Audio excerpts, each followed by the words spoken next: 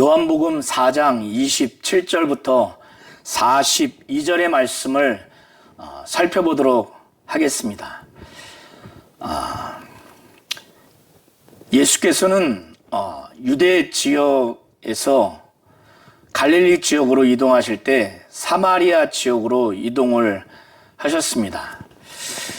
이 과정에서 제자들은 왜 사마리아 지역으로 지나갔으며, 그리고 사마리아 여인과 장시간 동안 대화하는 것을 이해하지 못했습니다.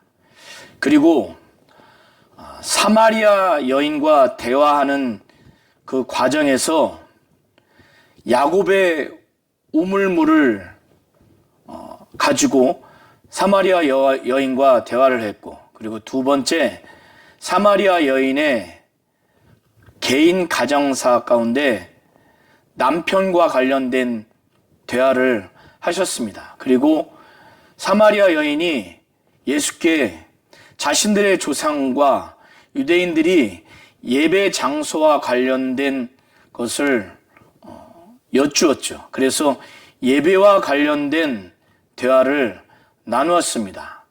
이렇게 물과 또 남편과 그리고 예배와 관련된 그 대화를 나누면서 사마리아 여인은 점진적으로 예수에 대해서 유대인 남자와 그리고 더 나아가서 선지자, 그리고 이제 마지막으로 메시아라고 하는, 곧 그리스도라고 하는 것을 인식하게 됩니다. 그래서 예수께서는 마지막에 4장 25절, 26절을 통해서 자신이 바로 메시아, 그리스도라고 하는 것을 직접적으로 표현을 합니다. 그리고 나서 27절부터 42절을 통해서 이제 사마리아 여인을 통해서 사마리아의 많은 사람들이 예수가 세상의 구주라고 하는 것을 진정으로 예수의 말씀을 통해서 장시간 듣고 믿는 그 구원의 결과를 맺게 됩니다. 그런데 이렇게 사마리아 여인과 예수께서 장시간 동안 대화하는 것을 제자들이 이것을 목격하게 됐습니다. 그런데 이들이 예수께서 지금 시장을 하셨기 때문에 음식을 사러 사마리아 지역의 마을에 들어가서 이제 음식을 사가지고 와서 돌아왔을 때 예수께서 사마리아 여인과 대화하는 것을 보고 놀랬습니다. 충격을 받은 거죠. 그런데 그들 중에 단 한 사람도 이 사마리아 여인에게 무엇을 구합니까?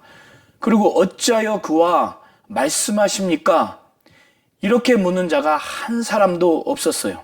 사실 그들이 충격받은 그 놀란 배경에는 유대인들의 그 관습이 있었던 겁니다. 사실 사마리아 사람들과 유대인들은 전혀 상종하지 않습니다. 더 나아가서 유대인 랍비들은 길가에서 여인들과 대화하지 않습니다.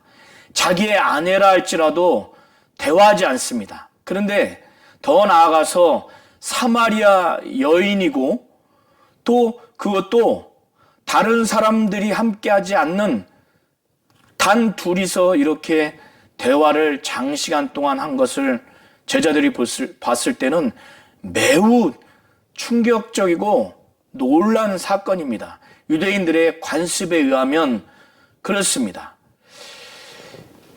이 사마리아 여인은 우물물과 또 남편과 또 예배와 관련된 대화를 계속 해 나가면서 여인에게는 유대 랍비, 유대인의 그 남자로만 인식한 것을 시작으로 해서 이제 자신의 남편이 다섯이 있었다고 하는 것, 그리고 현재 남편도 남편이 아니라고 하는 것을 예수께서 그에게 말씀하시면서 선지자라고 인식하게 됐고, 그리고 더 나아가서 예배와 관련된 질문을 여쭈었을 때 예수께서 직접적으로 그에게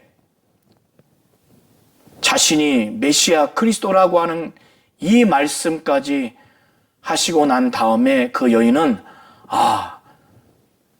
그 사마리아 사람들이, 민족들이 고대하고 기대하는 메시아 그리스도가 바로 이 예수가 아니냐, 이제 거의 100%에 가까운 확신을 가지고 자신들의 그 민족에게 간 겁니다. 마을에 들어갔는데 얼마나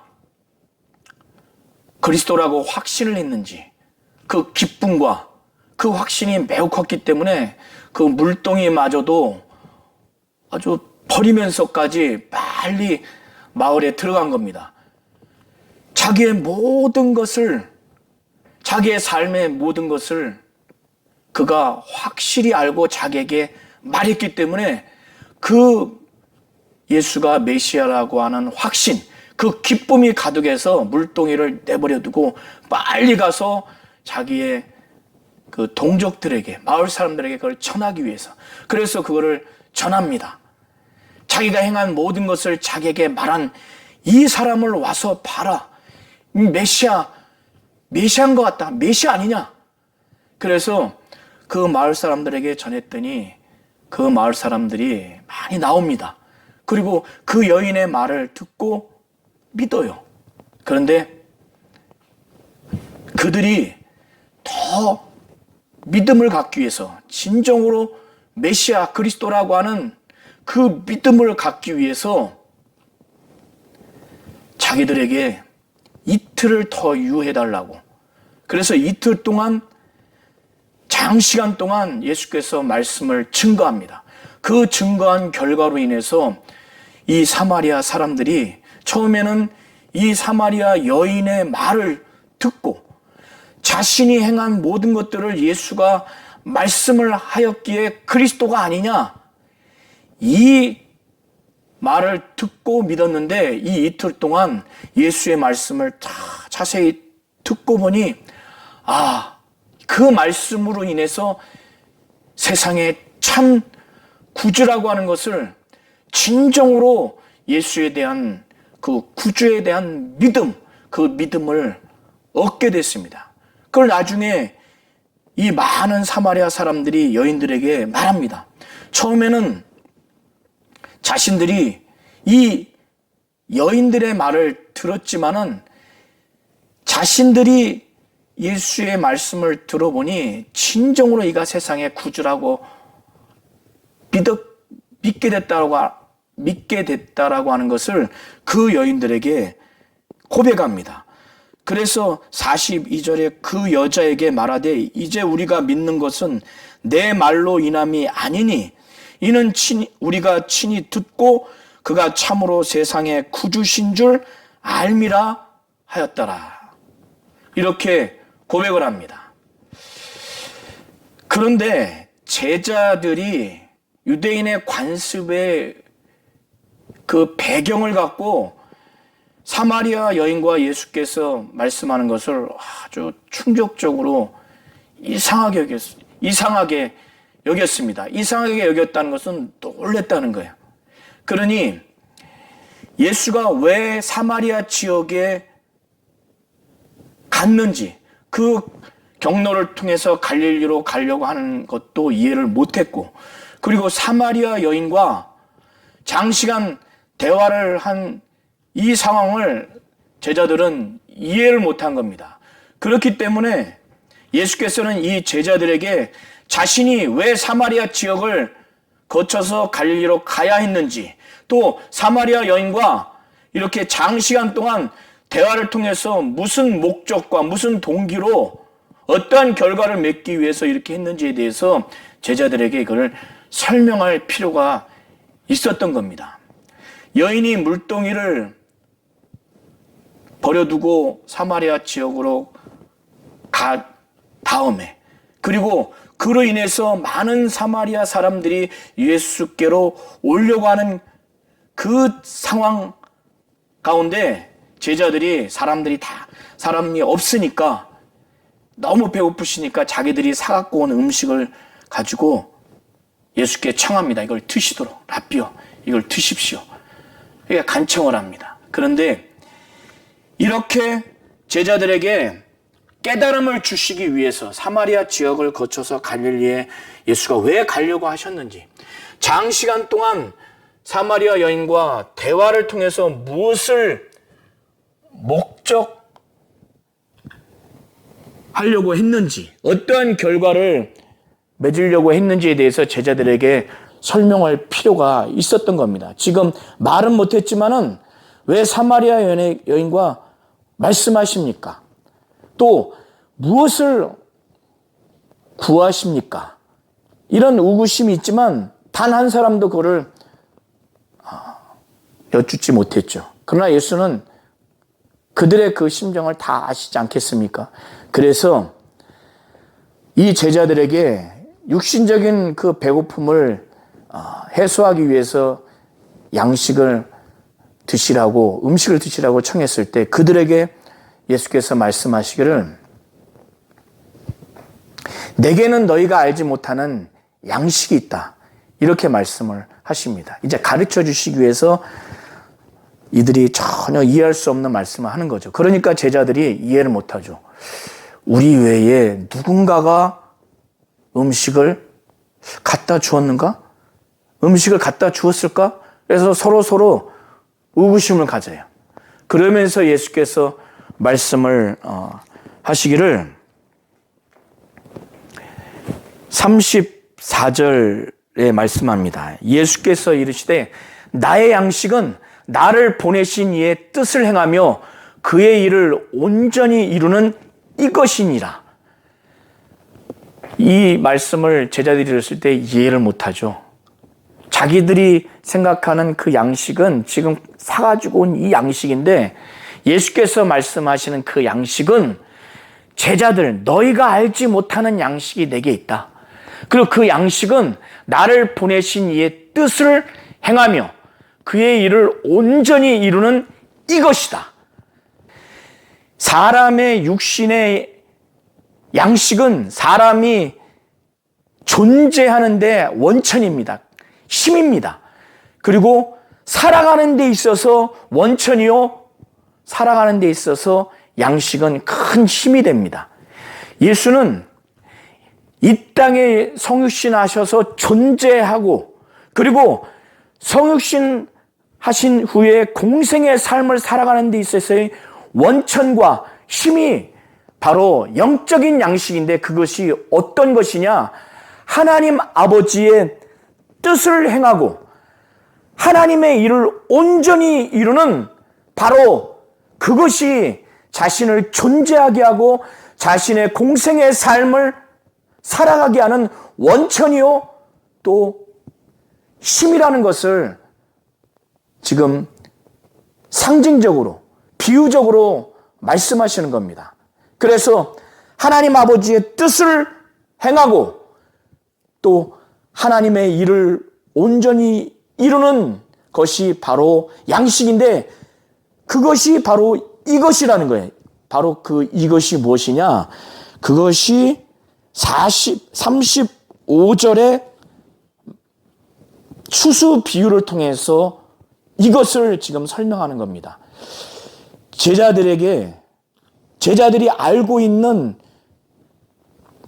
파종과 추수의 그 농경의 그 사실 내지는 격언을 두고 말씀하시는데, 35절에 너희는 넉 달이 지나야 추수할 때가 이르겠다 하지 아니하느냐. 이거는 농작에 있어서의 파종과 추수를 두고 하는 사실적인 말씀이기도 할 수도 있고, 또 하나는 이 당시에 하나의 격언을 두고 하시는 말씀일 수도 있습니다.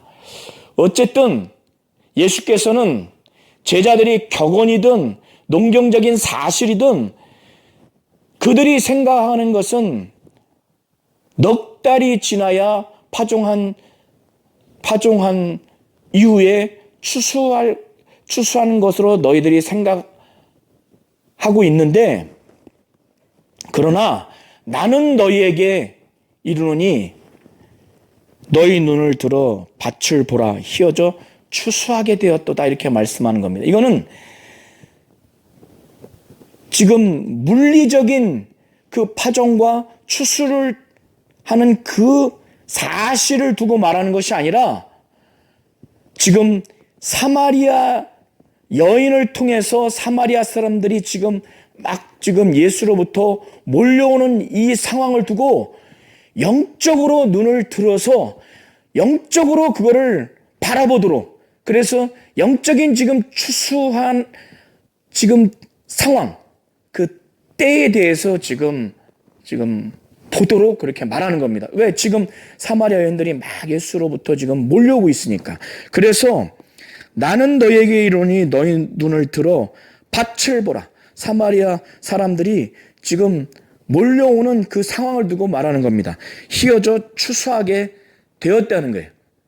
그래서 36절부터 38절까지 뿌리는 자와 거두는 자에 대한 비유로 말씀하는데, 이건 학자들마다 뿌리는 자와 거두는 자가 각각 하나님이요 또 예수님이요, 하나님이 뿌리는 자요 예수님이 거두는 자요, 또 어느 학자는 뿌리는 자와 거두는 자가 또 예수님으로 동일하게 말하는 학자들도 있고, 또 뿌리는 자는 예수님이고 거두는 자는 제자들이다 라고 해석하는 학자도 있습니다. 또 다르게 해석하는 학자들도 많은데, 저는 전체적인 맥락을 볼 때 뿌리는 자는 예수님으로 보여지고 거두는 자는 제자들로 보여집니다. 그래서 자세한 것은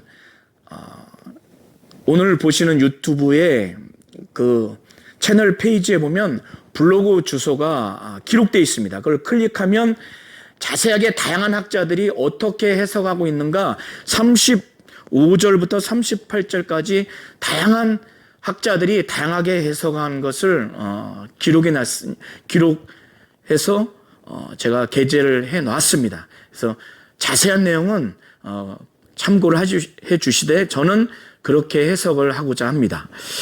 그래서 예수께서는 지금 몰려오는 이제 영생을 얻게 되는, 예수를 구주로 믿고 이제 영생을 얻게 되는 이러한 사람들의 이 모습을 지금 추수하게 될 사람들, 그래서 밭을 보라 휘어져 추수하게 되었도다, 이렇게 상징적으로 비유적으로 말씀하는 겁니다. 그때 제자들은 이 추수하는 이 대상들을 이제 거두는 자로 예수께서는 이제 말씀하시는데, 거두는 자의 모습은 어떤 모습이냐? 거두는 자가 이미 삭을 받았다는 겁니다. 이것은, 삭이라고 하는 것은 하나님으로부터 받는 그 하늘의 보상을 두고 말하는 것으로 보여집니다. 그래서 삭도 받고 영생에 이르는 열매를 모은다는 거예요. 이것은 사마리아 사람들이 예수를 믿고 구주로 믿고 생명을 얻는, 영원한 생명을 얻는 이 상황을 두고 말하는 것으로 보여집니다. 그래서 예수는 하나님의 뜻대로 하나님의 일을 온전히 이루는 하나님의 말씀을 증거하는, 그래서 뿌리고, 제자들은 그 뿌린 결과로서 예수 믿어서, 예수를 구주로 믿어서 거듭나서 생명을 얻는, 영원한 생명을 얻는 이런 사람들을 거두는 그런 역할을 하고, 그 과정에서 또 그 결과로서 하나님으로부터 하늘에 상을 받는 그런 역할을 하게 되는데, 이 과정에서 예수도 얼마나 기쁘겠습니까? 그리고 제자들도 얼마나 기쁘겠습니까? 그래서 예수께서는 이걸 비유로 말씀하시기를, 거두는 자가 이미 싹도 받고 영생에 이르는 열매를 모으나니 이는 뿌리는 자와 거두는 자가 함께 즐거워하게 하려 함이라. 이렇게 씨를 뿌리는 자와 또 거두는 자의 그 주체가 다르고 그 역할을 달리 한 것은 기쁨을 즐거워하게 하기 위해서 그렇게 한다는 것입니다. 이것이 마땅하다는 거예요. 이것이 옳다고 예수께서는 이 당시에 농사와 관련된 그 격언을 인용하면서 말씀하시기를 그런즉 한 사람이 심고 다른 사람이 거둔다 하는 말이 옳도다. 이게 바람직하다고 예수께서 말씀하시는 겁니다.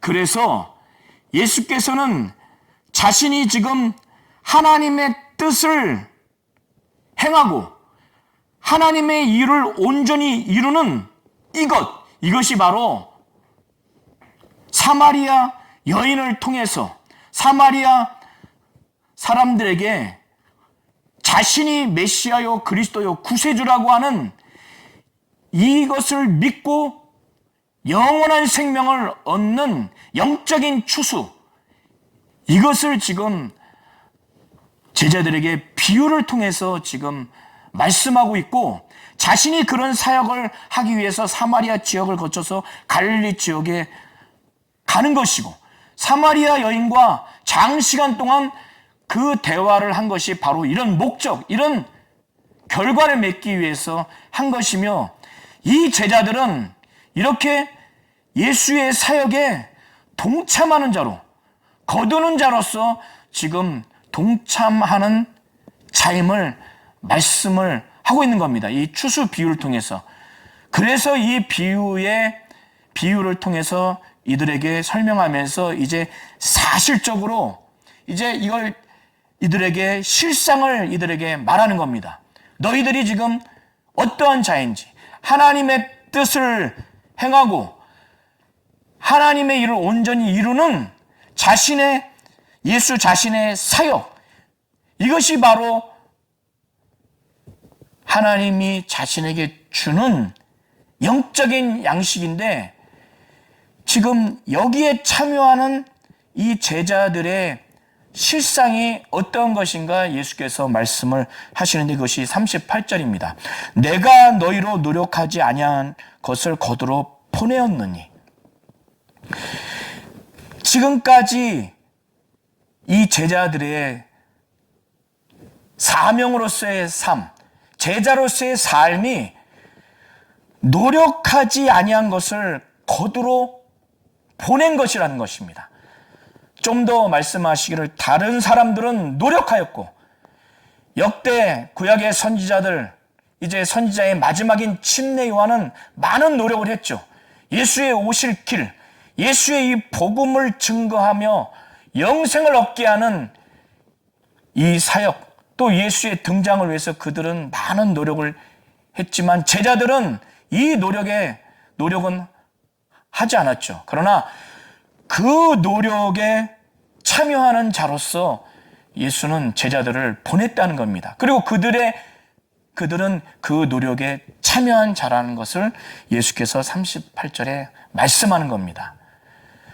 그리고 나서 예수께서는 자신을 존재하게 하고 자신의 공생의 삶을 살아가게 하는 원천, 힘으로서의 영적 양식, 바로 하나님 아버지의 뜻을 행하고 하나님 아버지의 일을 온전히 이루는 이것의 실상이 바로 어떠한 것인가, 그 결과가 어떠한 것인가를 39절부터 42절을 통해서 사도 요한은 이제 그것을 증거하고 있습니다. 그 결과를 증거하고 있습니다.